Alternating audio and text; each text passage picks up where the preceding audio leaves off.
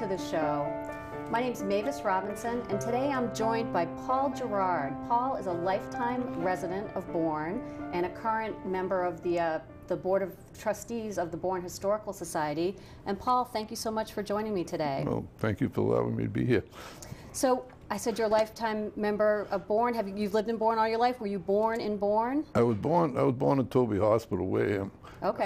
But I started my life off in 41 Wilson Avenue in Buzzards Bay. Right in Buzzards Bay, Right okay. in Buzzards Bay. And what year were you born, Paul? In 1942. 1942? Yeah. Okay. Yeah. So 1952, that would make you 10 years old, growing up in Buzzards Bay. What was life like as a 10-year-old growing up in Buzzards Bay? Yeah, it was fun. Wilson Avenue was a kind of a road where if you didn't live there, you probably wouldn't drive down it. So, and it probably still is today. There was no traffic. We played in the streets like it was a playground. Mm-hmm. There was a lot of sand in the streets because we kicked it in a lot. Okay. And were there a lot of kids your age in the neighborhood? There was a lot of kids our age. We had a bunch. We had a gang called the Wilson Avenue Wildcats. Oh, wow. And you know, it was the Weston family, which was 5 kids. Yep. It was right down the road. Paul Musial was across the street. Bobby Cook was in there. There was a lot. Donna Ames was directly across the street, and she was one of the guys. And now, when you said you had a gang, you had an official. Yeah, official gang. Yeah, we call them. Yeah, we were after the Jacobs gang. Oh, really? You know, yeah, but you know, it wasn't gang. You know, okay. It was fun. We had fun together, and then sometimes we were opposite. Let's go get them guys. But it was no big deal. It was just children's stuff. Right. You know, right. But yeah. So what kinds of games did you like to play as kids when you got together? We played baseball a lot. You know, just chasing each other around, one thing or another. Football was fun. I'll tell you a funny story about Paul Musial across the street. Love to hear it.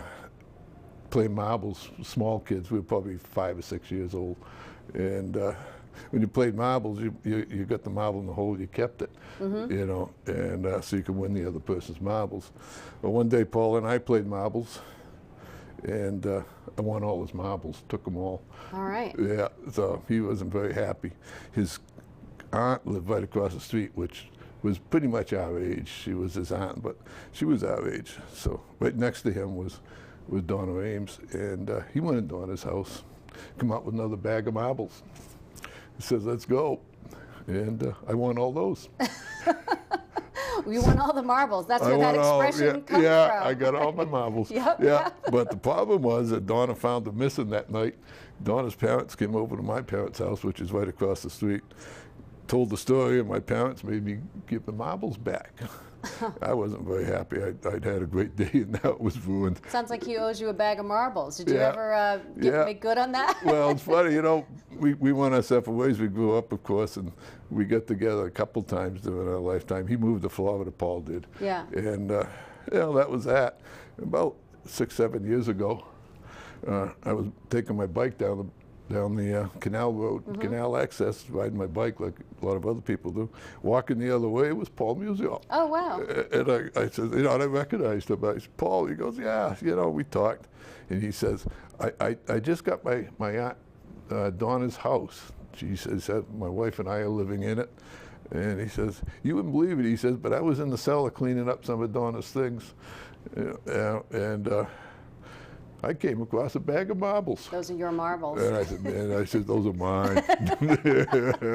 And he laughed. That's great. About a week later, he stopped by my house, and he brought this. You brought them with you. Wow, he that's brought wonderful. this as the bank bag. This is what Donna had them in. Wow. Federal Reserve Bank, and in it is a whole bunch of old marbles. Wow. Those are amazing. Yeah.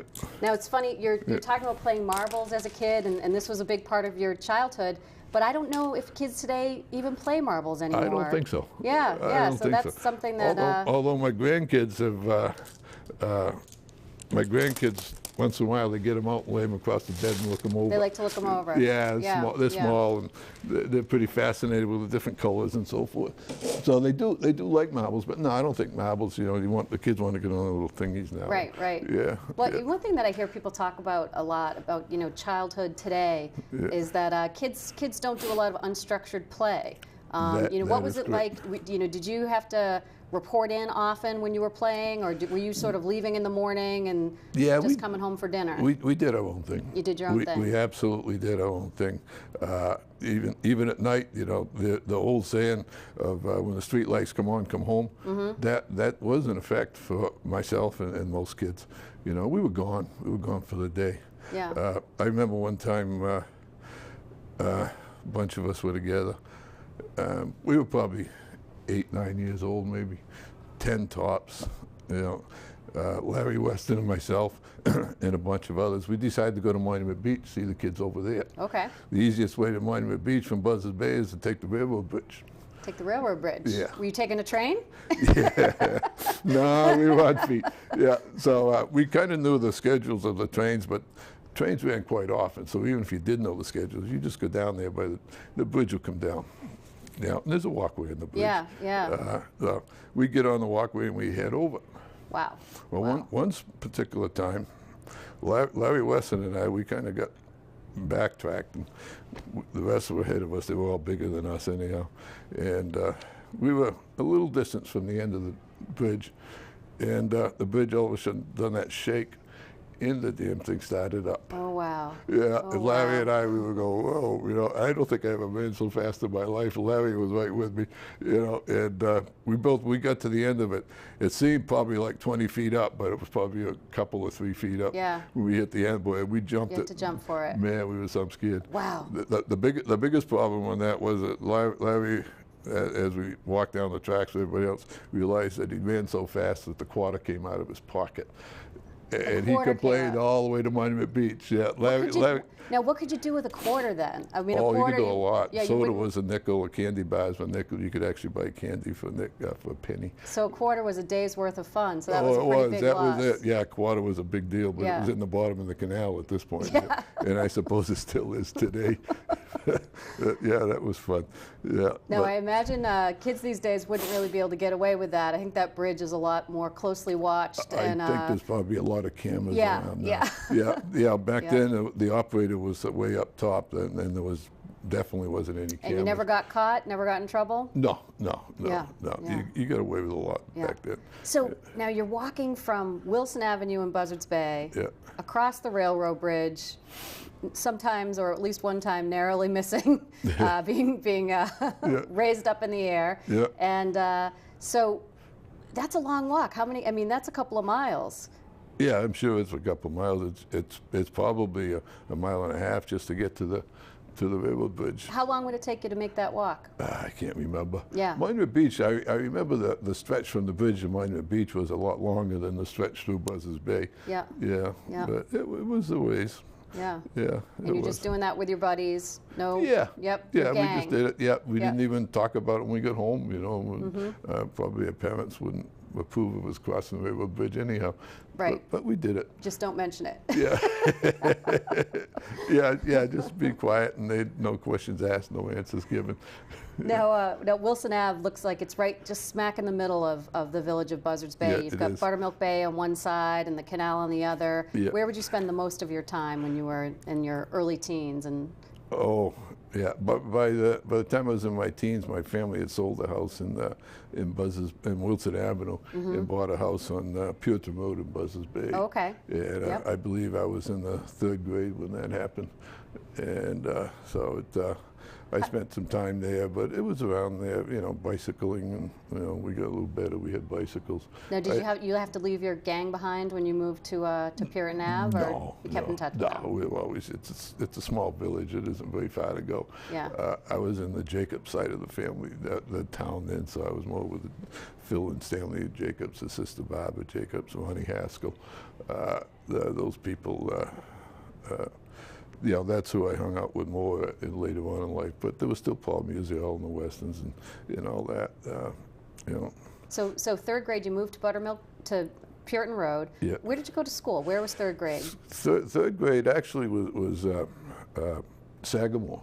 Oh, okay. Yeah, actually back then the schools, I believe, were a little crowded. So every kid in Buzzards Bay that was in the 3rd through the third and fourth, I believe, went to Sagamore. Okay, and how would you get to school? The bus would take us there. Okay, so they have, yep, they have the buses running. First and second grade, there was a school in Buzzards Bay. Yeah. And it was called the Little School, and it's right where the police station is on Main Street in Buzzards Bay today. Oh, okay. Yeah, and it was a little boys and girls entry. It was the old-fashioned schoolhouse where when you walked in, you came in the coat room. Boys' side would be on your left. The girls' coat room would be on the right. So it was two separate doors for boys and girls. Oh, wow. Yeah, that was I don't know. I guess girls were new to coming to school and they just didn't know how to take it yet. Okay. I don't know. But anyhow, that was the school. You walked to school there. So I walked from Wilson Avenue to where the police station is today. Yeah, yeah. And I remember the first time first day of school, my mother walked me because I didn't know how to get there, of course. She walked me, and we got close to the school, and there was some kids out there in the yard, and there was a teacher there. You could see the tall person. So there's your teacher. She says, "Go tell her who you are." And my mother walked back, and I went to school. And that was my introduction to school. There was no preschools or anything in those days. When you got 6 years old, you went to first grade. That was your first schooling. Yeah. And after that, it was walk to school. I'd go out of my house and walk and meet up with one kid, meet up another. And by the time you got to school, there was several of you, you know, at the same part of the path. That's how those early gangs probably started. Yeah, that's how the gang started. Yeah, Right. yeah. I remember one time there was a field we had to cross over, and it was behind where the Episcopal church is in Buzzards Bay Center, St. Peter's, and I don't even remember if the church was there then or not. But it was just field behind it. There was a little path actually worn pretty heavy down through there. And one time we saw a cat that had recently died lay inside of the path. So we got our first biology lesson there because every day we walked by, we'd see how good the cat was deteriorating. Oh, wow. Yeah, yeah. And by the time the school year was out, the bones were showing. Yeah, but we, you know, as little kids are growing up, they do too good. Yeah, a study in biology. Yeah, that was our biology class. Yeah. Yeah, but yeah, those are fun times. Those are, you know, when you were small. So what about now? What did high school? What changes did high school bring? Did you did you go to Bourne High School? I went to Bourne High School. Okay. It was the old school, I guess they call it the Cody School there. But okay, yeah. Today it's Cody. Back then it was just Bourne High School, and we were the last class to graduate out of there in 1960. Oh, all right. All right. The new school. Well, not new anymore, but that started in 1961. Yep. I wasn't a great student. I think they graduated me simply because they didn't want me in the new building. Yeah. Just trying to move you along. Yeah. Yeah. Did you like school? Not really. Yeah. I wasn't a great student. Yeah. School was boring to me, and I didn't apply myself very seriously. My nickname was Hacker. And I wrote it on different walls throughout the school. And although it's funny, now people call each other's hackers if they're able to do things really well and to cheat the system. So you should wear that nickname proudly now. Yeah, I can. Yeah, right. Right. Yeah, I didn't even know why. My brother was Honker. You know, everybody had a nickname back then. We had Phil Jacobs was Willie Lump Lump. We just called him Willie. His brother was Bucky. Yeah. One of the kids' names was Puka, but his mother made us change it to Pretzel. You know. And did you change it to Pretzel? Yeah, we did. We out of respect to his mother. So graduating from high school in 1960, you know, you've got the teenage years in the 50s, and all I know about that time is what I see in the movies and from the show Happy Days. Yeah. And it's really sort of presented as an idyllic time to grow up, and you know, girls with bobby socks and poodle skirts and guys in leather jackets. Yeah. How close is that to reality? Yeah, it wasn't a predominant with a you know, the good times when it's predominant is in Happy Days, but that kind of covers it. Driver's licenses were at 16, and pretty much at my 16th birthday, I went and got my driver's license. I'd already had a car bought, registered, and ready to go. So as soon as I got home from my drive, I had a 1940 Ford, smoked awful. Now, how does a 16-year-old afford a car? Did you have a job at that time? Yeah. Okay. Yeah, I worked for Danny Made Ice Cream starting at 13. As good. Yeah, and kids had paper routes then too. I had a paper route. Yeah. You delivered papers, newspapers, and that got you your money. My parents weren't overly rich. My father worked in the post office, and my mother worked too, just to make things get by. And they never gave me any money, but I was ambitious enough to want things and go get them. So yeah, I worked. The car cost $50. Cars were pretty cheap then. $50. Yeah, gas was 29 cents. Wow. Somewhere around there. So that quarter that your friend dropped out of his pocket would have bought you almost a gallon of gas. Almost a gallon of gas. Yep. Yeah, and that was later on. It was probably 15 cents when he dropped his quarter. Right. Yeah. But yeah, it was fun times. I remember Ronnie Haskell had a 49 Ford. That was it was a convertible, but it didn't have a top. Oh, wow. Yeah. Tough in the wintertime. Yeah, well, I remember going to school with him, shoveling the snow off the seat so we could sit down. Wow. Oh, it was harsh, I remember. You kind of tucked yourself into the dash like this, and off to school you went. But you know, you had your own car, you would take it to school. Yep. Yeah. So now, once you had your own car at 16, you're driving to school. What's your social life like at that point? Are you doing a lot of taking girls out to dances? What are kids? What do teenagers There was do for the fun? school had dances. Yeah. Dates for movies. Submarine races along the canal. Submarine races. Yeah. Are those real? I remember a couple of boys telling me about the submarine races, but I never saw a submarine. You know what? The reason you didn't see them is because they were under the water. Ah, I see. But if you look real careful, you could see a little wake going along. Yeah. No, it was an excuse to get you there. Yep. Yeah. So that started then, huh? Yeah, We didn't invent that in the 80s? That was even back then, yeah. Oh, yeah. They've been going on forever. Yeah. They go along with the myth of that there's a tunnel under the canal, too, for the residents. But, yeah. No, well, I've got my resident permit, right, for the tunnel? Yeah, you Beats also. the traffic in the summertime. Oh, it does. That's right. It does. That's right. Yeah, it does. Anyhow, it was fun. We do have some pictures. There's a picture of, actually, Paul Musio gave me this picture. There's a picture of myself, Larry Weston. One of the kids in there, he's a real short one. I think it might have been Bobby Cook, but I'm not sure. And then there was Donna Ames that I was talking about. Yeah. And, one of the guys. Yeah, one of the guys. Yeah. One of the other things we used to do is we used to go to the movies a lot. Buzzards Bay Theater was a big thing. I remember the Buzzards Bay Theater. Saturday matinees were great, and there was good times. I remember going there. My shirt was so dirty that somebody mentioned at one time that your shirt's too dirty to go in the movies, so I took it off and turned it inside out. That works. It looked good. Yeah. Yeah. It was a T-shirt. Yep. Yeah. But you know, we had fun then. I'll tell you a quick story. And when the movie Titanic came out, my wife and I decided to go to Buzzards Bay Theater and watch that movie. I hadn't been to that Buzzards Bay Theater in a long, long time. So partially through the movies, I had to go to the bathroom, so I got up and excused myself and got up and went to the men's room. And I walked in there, and that men's room hadn't changed a bit since I was a little kid, and it looked familiar to me. But what really looked familiar is that they had two urinals there. They were about 5 feet tall.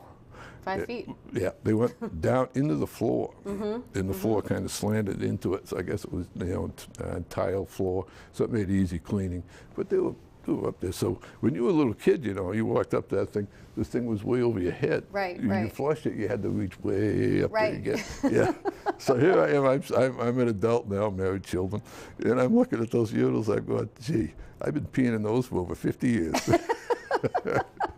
Yeah, and I was happy with that. You never know what's going to bring back those memories. No, right? Yeah. So anyhow, when I went back set with my wife, I started telling my wife about it. I want to watch the movie. She'd tell me later. So yeah. So anyhow, it was a couple months later. There was another movie there. Let's go to the movies. Okay, we'll go back to Buzzards Bay Theater. So I went there. I went back in the bathroom just to bring back old memories again. And would you believe it? They remodeled that bathroom. Wow. They did. They took those urinals, they're gone. Wow. They had these stupid things hanging on the wall, and I was mad. Yeah. They took a little piece of your childhood. Yeah, I was mad. Yeah. I walked out, and there was a person, that worked there, and I said, "Where's your manager?" You know, this lady came up to me, and I'm the manager. Is there a problem? I said, "Yeah." "What the hell did you do to the bathroom?" we remodeled it. I says, you took out a beautiful antique bathroom and put this awful looking mess in there. I said, "What'd you do with the urinals? I want one." She said, "Any luck?" "No." She said, "The plumber took him. I don't even know who he was." Yeah. So they probably ended up. Changed. Yeah. Today, the whole theater's gone. I know, that was a sad day when they knocked that theater down. I get pictures. Yeah. What a sad day. I remember, seeing. I mean, in the experience of before it got chopped up into little theaters too. When you went in, it was just one picture showing. Yeah, we went there. I went there once. Other than the IMAX these days, I don't know that theaters are going in that direction with the big room with just showing one show at a time. No, I don't think they can make money at one show at a time. Yeah. It's just times have changed. Yep. And that theater was going. Buzzards Bay Center was changing. Yep. You know, Did you used to go to the Baker's 5 and Dime? Bacon 5 and Dime. Baker's had a peanut machine in the window that roasted peanuts. Yeah, you went in there and got a bag of peanuts. The only place you could buy toys. The only place you could buy toys, was Baker's. Yep. Yeah, and you had a roll of them. And the 5 and Dime, you really could buy things for a dime. You could buy things for or a dime. A nickel. Yeah. I remember he had pea shooters in there. You know, it was just a fat straw. And you went to the grocery store and bought peas, and every kid in town bought them. Yeah, and the police went in and told the bakers to take them off the shelf. Yeah. And he did. Yeah, you can't buy them anymore. Yeah. You know, and they didn't last long, so we wore them out pretty quick. They bent easy. You know, but yeah. So anyhow, that's growing up in Buzzards Bay. Yeah. You know, my father worked in the post office down on Main Street. That must have been fun having your dad at the post office. Yeah. Did he just knew everybody in town, or? He knew everybody. Eventually, he got into mail delivery, rural route. Did the other side of the bridge mostly. Yep. But yeah, my dad was there. My mother actually worked in the Western Union. That was part of Baker's, way down the end of Baker's. It was there was a little office, and it was Western Union. Western Union was a big thing then. Yeah. Today it isn't. Yeah. But, so your dad worked at the post office. Your mom worked at Western Union. Yeah. That's pretty amazing, having a working mom at that time. It is. It was kind of unusual. Yeah. Most moms stayed home then, but time got on. I left Bourne for a few years afterwards. I was actually a hippie. I did the hippie thing and moved back to town. I went to work. What was the hippie thing? Tell me. Moved around the country. What's a family-safe story you can tell us from the hippie thing, the hippie days? There isn't too much. Okay. Yeah, New York City for a while, Florida. Moved out west a little bit. Yeah. Wintered in Florida. It was nice. But coming back to Bourne was nice. I went to work for Buzzards Bay Sign Company. I actually worked for Buzzards Bay Sign Company. Charlie Matthews owned it. After school, the last couple of years of school, I worked there. Yeah. And he hired me right up. I worked for him for a few years. And then I went to work for Charlie Wallace on Main Street, repairing cars. Oh, okay. I was pretty good on repairing cars. Charlie taught me a lot. He was a good man. Yeah. A lot of fun. He had a great sense of humor. He used to do he was probably the best welder around. He was definitely the best welder. Mm-hmm. He welded metal gas tanks for Upward Motors a lot. Mm-hmm. And one time a customer came in and holding his gas tank, his boat gas tank. So what Charlie would do is take a rag, he'd soak it in kerosene, a long skinny rag, he'd stick one end in the tank, and he'd light the other end, and that would flash it. The fire would come out, and it would flash it. Then you can weld it without worrying about it blow up. Wow. Okay. So Charlie lit the thing, and he stood back standing next to the customer, and he goes, just joking, he said, "Now watch this thing blow up." Damn it if it didn't blow up. And Charlie was so apologetic. I was only kidding, it wasn't supposed to blow up. I mean, I was just opened the thing right up. And the guy never did believe Charlie. Charlie was a good man. My wife and I adopted a daughter. My daughter Annie, she's 47 years old now. We adopted her at 13 days old. The adoption agency needed This is when I was working for Charlie. They needed a letter of recommendation, a few of them, and Charlie says, "I'll write one." And he wrote the most beautiful letter. It was just the way he was. Yeah. You know, he praised me so much, I didn't think it was me. and we of course we get accepted to adopt Annie, and I say to this day that I think it had a lot to do with Charlie's letter. He was just a good person. Oh, that's nice. Charlie Wallace was great. You know, of course he's gone now. Been gone a long time. Well, from what I mean, it sounds like the names that you've named, these are people that you formed friendships with in grammar school and stayed close to. I mean, it seems like the friends you made in Bourne are people that really stayed in your life. Would you say that? Oh yeah, definitely. Yeah, definitely. All these people, you know, even if you don't see them for a long time, you know, they're friends. Yeah. When they come back, it's just like picking up a friendship that used to be. Yeah. So a lot of them are gone now. They passed on. Yeah. But yeah, we get into other things. We get into hydroplane racing. Hydroplane racing? Yeah, I get into that. Now, what is that? Yeah, actually, when I was working at the sign company, Charlie Matthews, that owned the sign company, actually loaned me the money to buy my first racing boat. Where would you do that? All over the Northeast, sometimes further out.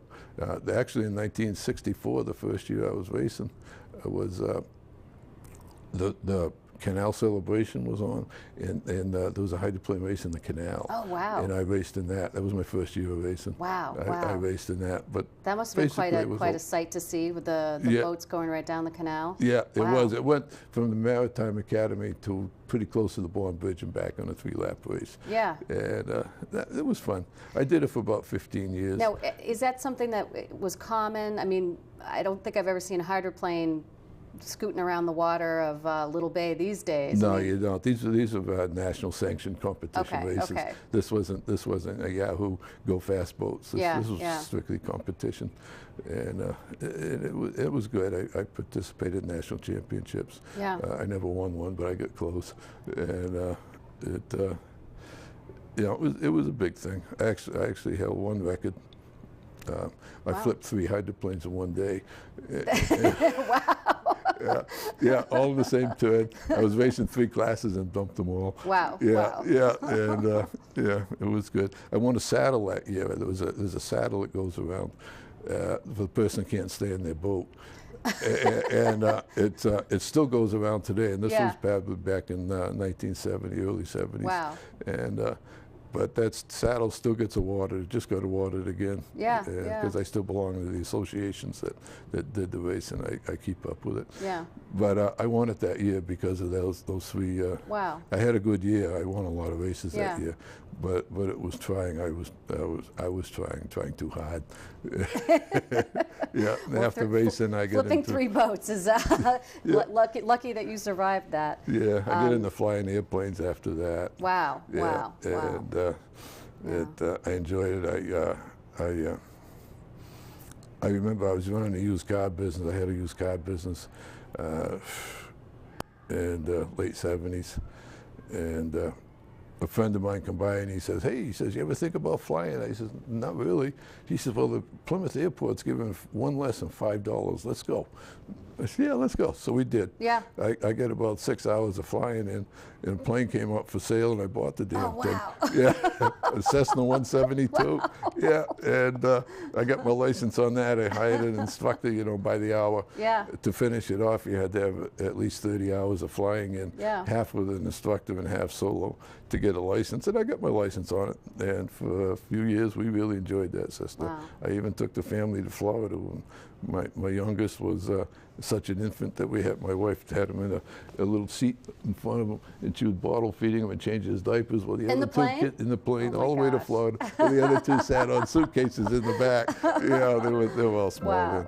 Yeah, it was fun. Well, Paul, I can't believe I'm saying this, but our time is up. The time has flown. You've had some great stories, and I hope that actually you can join us again, because I feel like we've only just scratched the surface. We can drag this along. I would like to do that. I would like to do that. Yeah. Thank you so much for your time, and I'd like to thank you folks for joining us today, and for joining me as we took this glimpse into Bourne's past.